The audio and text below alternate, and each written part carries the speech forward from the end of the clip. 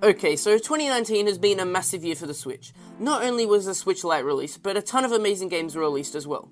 So in this video, I'm going to be talking about my 3 favourite Nintendo Switch games that were released this year. This is based entirely on my opinion, so my favourite games of this year will probably be different to your favourite Nintendo Switch games of the year. Tell me what your favourite Nintendo Switch games of 2019 were in the comments, and before that said, let's start the video. Yoshi's Crafted World is my 3rd favourite Switch game of the year. It's a charming, simple platformer, and you of course play as Yoshi. There are over 40 levels and over 20 worlds, with each world having a different theme to one another. The main story in Yoshi's Crafted World is fairly short, and can be beaten in around 10 hours, but there is a ton of replayability in the game. In each level there are 5 of these hidden sunflower things to collect, and along with that there are 180 unique costumes to collect in the game. One of my favourite things about Yoshi's Crafted World is the level variety. Each level has a different gimmick, whether it be running away from a massive dinosaur, or controlling a Yoshi mech tearing through the level, or having to go on a safari on a train while throwing eggs at animals in a cardboard jungle. What could be considered a flaw of the game is that it's pretty easy, but the game isn't meant to be extremely challenging.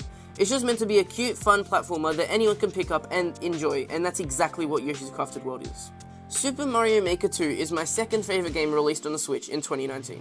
In Super Mario Maker 2, you make Mario levels as the title implies, but you can also play levels people around the world have uploaded.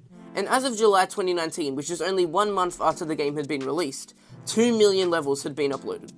Some of the other modes in Super Mario Maker 2 are the Story Mode and the Endless Challenge. In the Story Mode, you have to beat 100 levels to earn coins to rebuild Peach's castle. Each level in the Story Mode introduces you to a different mechanic of the game to give you ideas for when you're making your own levels, and each level was made by a different person on the development team as well.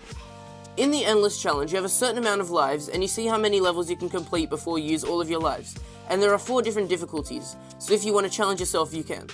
There is just so much to do in Super Mario Maker 2, and that's why it's number 2 on this list. My favourite Nintendo Switch game that was released in 2019 is Pokemon Sword. Pokemon Sword and Shield, which are basically the same game, are the newest Pokemon games, and they're amazing.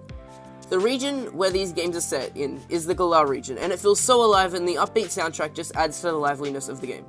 Some of the areas in Galar that stood out to me more than others are the mine, just because of how amazing it looks, and the wild area, because of how free you are to do whatever you want, and seeing Pokemon just wander around is really freaking cool. You can easily sink hundreds of hours into Sword and Shield, as there is a Pokédex of 400 to complete, and after you've completed that, you can look for shiny Pokemon, compete in online battles, or do Gigantamax raids. Also, the new Pokemon in these games are adorable. Just look at how cute Snom and Wooloo and Grookey are. They're so freaking amazing. And there's 80 new Pokemon, which is so cool. The story in Pokemon Sword and Shield is good at the start, but it drags out and starts getting really boring and predictable as you progress throughout the game. The frame rate in some parts of the game can be terrible, but other than that, the game, in my opinion, is perfect. Although Sword and Shield have received a ton of backlash, it's still my favourite Nintendo Switch game of 2019. And with all that said, it's the end of the video. I hope everyone had a very Merry Christmas, and that you all have a Happy New Year, and I'll be seeing you in the next video, so bye.